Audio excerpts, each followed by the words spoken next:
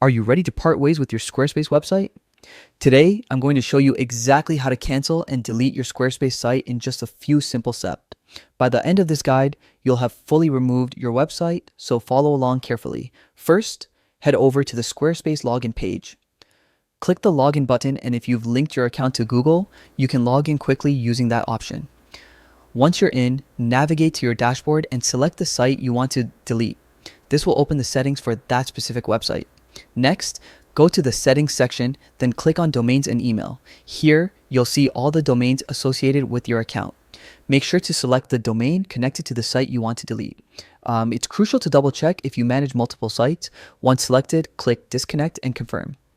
This ensures your domain is no longer linked to the site, an important step before deletion.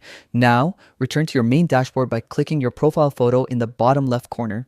Find your website in the list, click the three dots next to its name, and select Delete Site.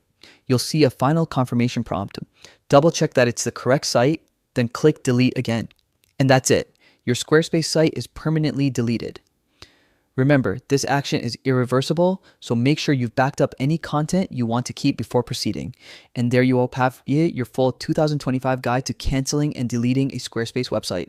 Quick, simple, and done. If you found this guide helpful, don't forget to like and subscribe for more tips to manage your online presence with ease.